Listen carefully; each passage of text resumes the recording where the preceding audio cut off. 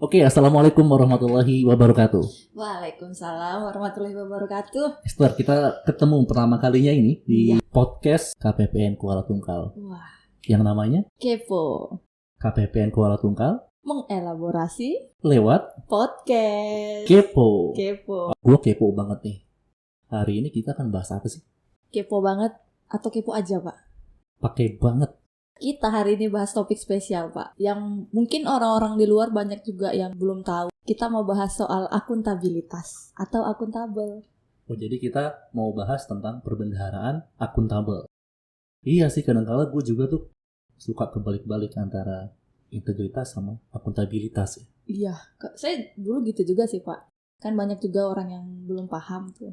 Jadi kita bahas, kita kupas semuanya di podcast ini. Nah, supaya kita kupasnya dalam nih ya, kita ada narasumber yang spesial kali ini.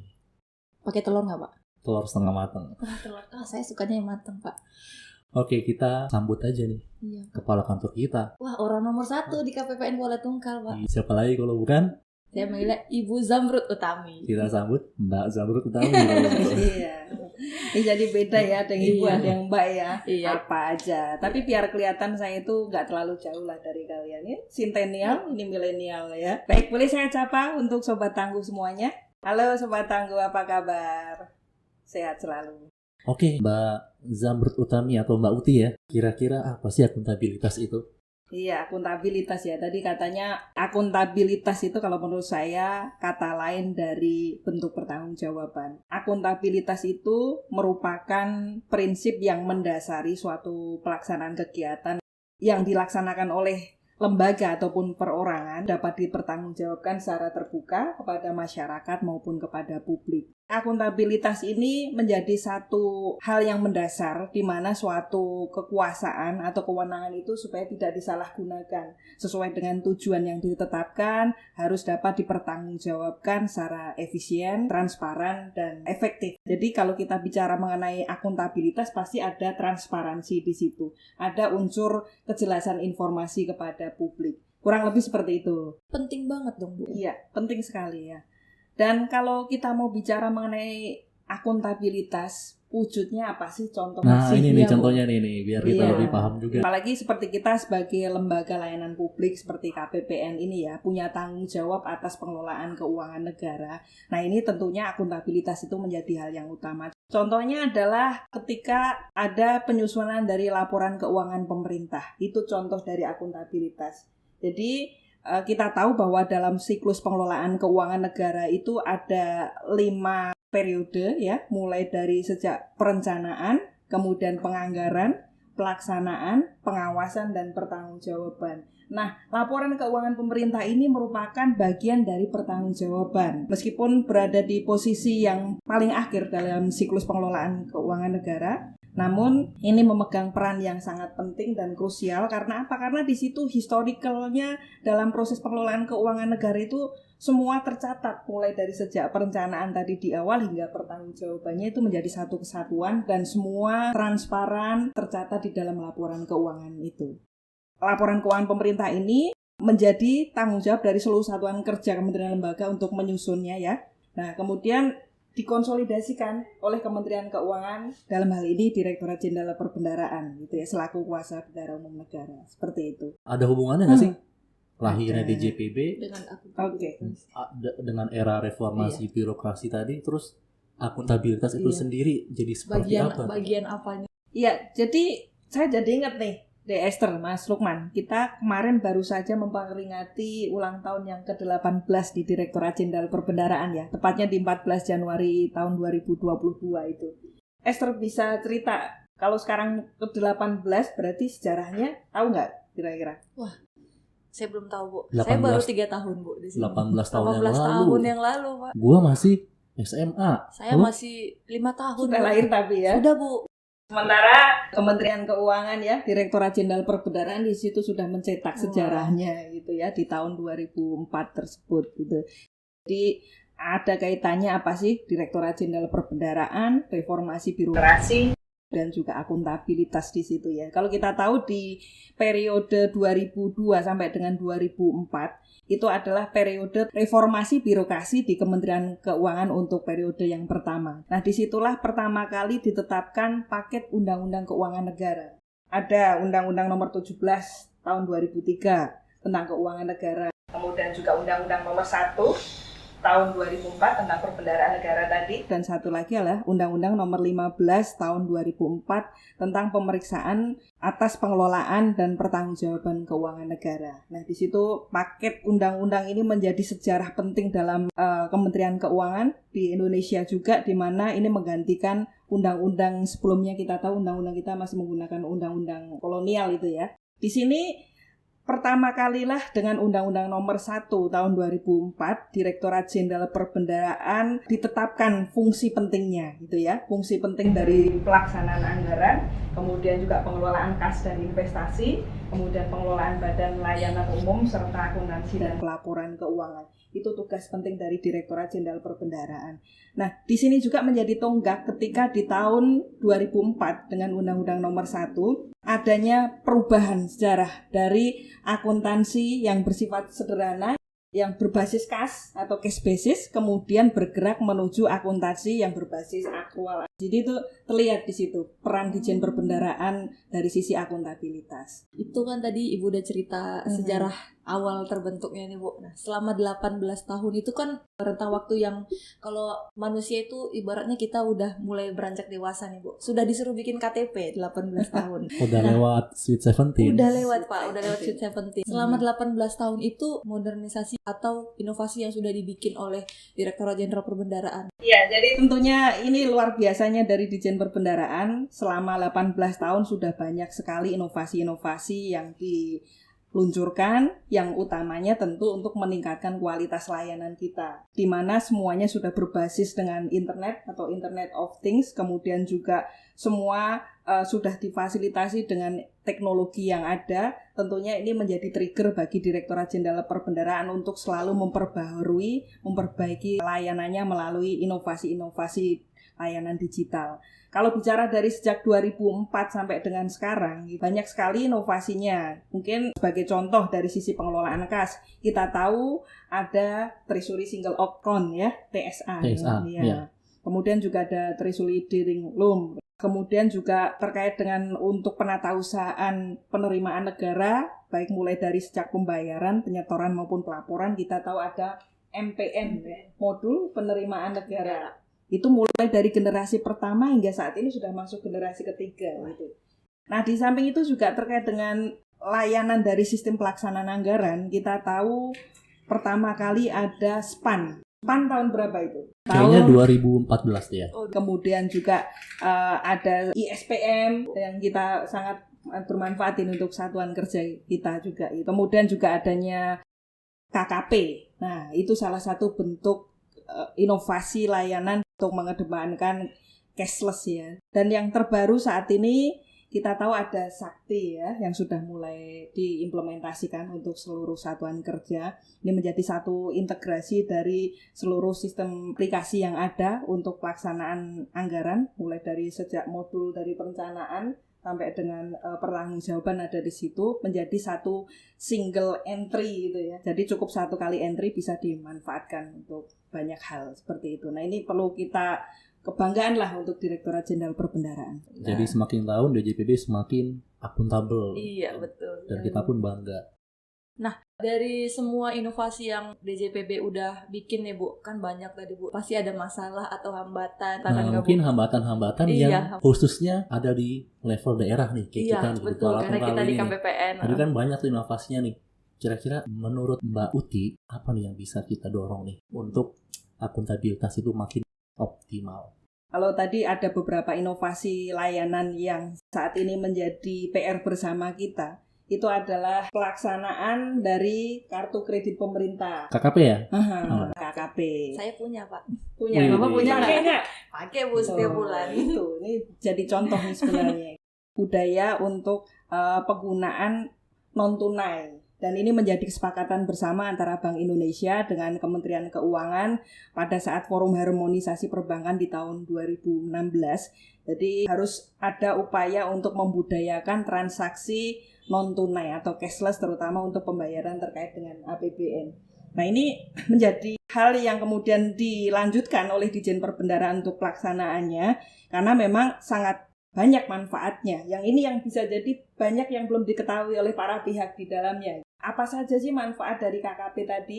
Yang jelas kalau dengan adanya kartu kredit pemerintah tadi, itu bisa mengurangi jumlah uang tunai yang beredar. Kemudian optimalisasi penggunaan kas ketika tidak banyak uang yang beredar, uang itu bisa dioptimalisasikan oleh pemerintah. Kemudian juga otomatis karena tidak ada dana yang mengendap, bisa digunakan untuk mengurangi idle cash kita. Dan yang terakhir juga menghindari terjadinya fraud gitu ya. Kemungkinan kalau uang tunai, kemungkinan terjadi penyalahgunaan kan besar. Ini yang banyak tidak diketahui oleh para pihak. Para pihak itu siapa? Ada sebenarnya 4 unsur pihak-pihak yang seharusnya mengetahui manfaat dari kartu kredit pemerintah itu bagi mereka gitu ya. Kalau kita lihat dari sisi Kementerian Keuangan sebagai bendahara umum negara, itu jelas dengan adanya kartu kredit tadi. Yang jelas ketika uang itu tidak banyak idle, itu bisa dioptimalisasikan tadi. Kemudian yang kedua, mendukung gerakan nasional non-tunai tadi ya. Itu dari sisi punya. Kemudian dari sisi satuan kerja, kemungkinan terjadinya fraud penyalahgunaan tadi atau kehilangan uang di brankas itu semakin kecil karena semuanya lebih banyak menggunakan non-tunai. Kemudian juga bagi perbankan sendiri ketika banyak penggunaan kartu kredit, vendor semakin banyak penyedia barang jasa membuka rekening di bank tersebut, otomatis menambah jumlah nasabahnya. Di samping juga menjadi branding juga bagi bank itu ketika dia sebagai penyedia kartu kredit pemerintah kan. Satu lagi adalah penyedia barang dan jasa itu sendiri. Ini yang menjadi PR bersama sebenarnya. Karena rata-rata di sini, apalagi di Kuala Tunggal mungkin ya, mereka itu nggak biasa kan pakai kartu gitu ya. Kebiasaan cash, lebih senang cash. Padahal ada manfaatnya bagi mereka ketika ada terjadi transaksi melalui kartu kredit, langsung masuk ke rekening yang bersangkutan. Tidak ada terkurang sama sekali. Kemungkinan hilang bisa terhindari. Jadi ada kejelasan dalam pembayaran. Ini yang belum banyak diketahui oleh para pihak tadi. Dan ini menjadi PR kita bersama bagaimana caranya agar kita bisa mengedukasi manfaat daripada penggunaan kartu kredit pemerintah tadi itu. Tapi selain itu juga ya, kalau pengalaman di Kuala Tunggal kamu kan lebih lama ya. Kayaknya ada masalah infrastruktur juga ya, Esther ya. Oh iya Pak, kalau kaitannya sama KKP ya Bu ya, paling kalau vendor di sini tidak ada mesin EDC-nya Bu. Nah itu salah satunya Bu. Nah salah duanya nih, yang kedua nih ya, sering mati lampu. Nanti tiba-tiba lagi transaksi jebret, nggak bawa uang, nggak bawa duit lagi, balik dulu ke kantor. Iya betul. Jadi memang di sini perlu adanya koordinasi dari seluruh pihak tadi ya. Jadi bagaimana budaya ini kita bangun, tapi infrastrukturnya juga harus mendukung untuk itu gitu. Jadi kerjasama dari seluruh pihak ini penting. Menjadi satu strategi bagi kita, bagaimana kita mengkoordinasikan ini dengan seluruh pihak. Kita dengan pihak Satker kita edukasi agar mereka yang sudah mempunyai kartu kredit pemerintah atau ini bisa memanfaatkan KKP-nya tersebut. Tapi kemudian juga dipastikan kepada perbankan bahwasanya perbankan memfasilitasi juga untuk penyedia jasa dan jasa layanan di sini ada penyediaan edisi dan bebas dari cas untuk pembeli seperti itu ya. Kemudian juga untuk vendornya, ya ini juga perlu kerjasama juga. Mungkin tidak hanya dengan satuan kerja atau perbankan terkait dengan vendor, kita dekati juga dengan Pemda. Pemda ini adalah koordinator seluruh UMKM yang ada di daerah tersebut gitu. Ini penting sekali bagaimana UMKM ini bisa bergerak ketika mereka ikut menjadi penyedia jasa layanan untuk satuan kerja pemerintah. Jadi ini ada kepresnya, Kepres nomor 3 tahun 2021. Digitalisasi sistem pembayaran itu tidak hanya oleh pemerintah pusat juga, bahkan sekarang diinstruksikan untuk daerah mendukung upaya digitalisasi dalam pembayaran. Jadi diterbitkanlah tim percepatan dan perluasan digital daerah, di mana unsurnya ada unsur Pemda, kemudian unsur perbankan, dan satu lagi unsur Kementerian Keuangan. Kita termasuk di dalamnya. Ini perlu satu sinergi di dalam. Kalau ini menjadi kewajiban bersama, kerjasama dari seluruh pihak, saya rasa ini bisa berjalan dengan baik nantinya. Seperti itu. Tadi kita udah bahas apa aja sih? Akuntabilitas Definisi itu apa? akuntabilitas. Terus Kita belajar sejarah. ternyata DJPB itu salah satu agent of change-nya Oh iya, agent of change. Kementerian Keuangan dan Indonesia dari sisi Iya. akuntabilitas ya. Terus kita Inovasi yang dikembangkan. Jadi kita kerja didukung sama sistem-sistem yang andal ya itu Iya, untuk keren. kita benar-benar akuntabel dalam mengerjakan tugas. Masih kepo nggak? Terakhir nih ya, Wah, boleh Pak. sebelum kita tutup nih. Iya Pak. Dari sisi kita selaku manajemen ya, manajer untuk mengelola target-target kinerja kita, sehingga KPPN Kuala Tungkal ini bisa mencapai target-target kinerja yang diinginkan. Akuntabilitasnya dari sisi kita nih sebagai man behind the gun-nya ini, itu gimana sih Mbak? Iya, jadi ini bagian dari reformasi birokrasi tadi. Kalau bicara sejarah dulu ada namanya pada saat itu perbaikan dari sisi manajemen kinerja organisasi. Kalau pernah dengar dulu ada balance scorecard ya. Itu ditetapkan di sekitar tahun kurang lebih 2007 lah gitu. Nah, inilah yang menjadi dasar. Kemudian sekarang ini segala sesuatu yang sifatnya target kinerja kita itu harus dapat diukur, harus selalu dimonitor dan dievaluasi. Makanya yang kita lakukan selama ini apa? Kita biasa mengadakan dialog kinerja organisasi. Kita biasa tiap bulan kita lakukan, tujuannya untuk memonitor bagaimana target kinerja yang sudah kita tetapkan dalam kontrak kinerja kita, yang disebut indikator kinerja utama itu bisa tercapai targetnya, tapi tentunya harus dimonitor tiap bulannya. Itu yang kita lakukan. Tujuannya supaya nanti apabila ada kendala atau hambatan di situ, itu bisa diselesaikan atau diatasi sejak awal gitu ya. Jangan sampai nanti target tidak tercapai seperti itu. Dan ini tentunya harus menjadi contoh bagi unit organisasi yang lain. Jadi semakin kita tahu, semakin kita nyaman kan kita bekerja di DJPB ya. Dengan akuntabilitas, publik terinformasi terkait kinerja kita, terkait capaian kita. Kita juga sebagai pegawai ya, sebagai salah satu bagian DJPB juga merasa aman dan nyaman dengan bekerja dengan sistem-sistem yang udah andal nih di sekeliling kita. Kata anak muda Bu, podcastnya isinya daging semua Bu. Daging, bukan cuma kulit, daging. Daging semua dari awal yang kita bahas. Kalau boleh sedikit ya, poinnya adalah apa? Semua yang kita laksanakan ini yang harus menjadi komitmen bagi kita adalah kita harus konsisten dalam mengerjakan segala sesuatu. Kita harus ada dedikasi dan etos kerja yang kuat di dalamnya, karena ini tidak bisa berjalan baik kalau kita motivasi kita kurang. Dan yang terakhir adalah harus ada sinergi dari seluruh pihak tadi. Oke, Mbak Zamrud Utami, terima kasih banyak Ya, sudah hadir makasih, di Bu. Kepo, Sama-sama. podcast KPPN Kuala Tungkal. Jadi pasti ada kepo-kepo yang lain Kepo-kepo lagi selanjutnya. nanti ya. Bintang tamu yang berikutnya. Ya. Tungguin. Oke, sekian podcast dari kami. Saya Lukman. Saya Esther. Sampai jumpa di Kepo-Kepo selanjutnya. Semakin kepo Semakin pintar. dan DJPB handal, Kuala Tungkal ku tangguh. DJPB handal, Kuala Tungkal ku tangguh.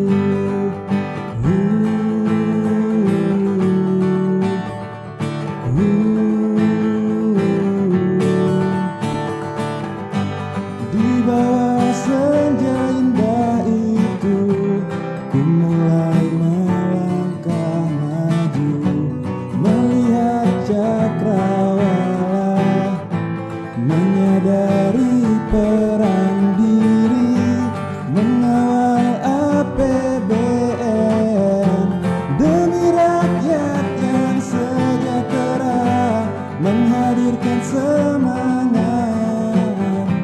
Itu tugas yang sangat mulia.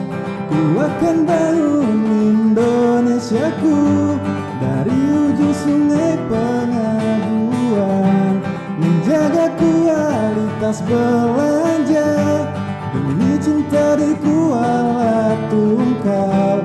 Ku akan terus tetap tangguh walau tantangan tak henti datang.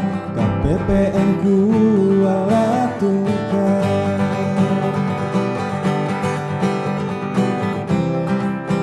bakun tabel ungu, pemanis itulah motor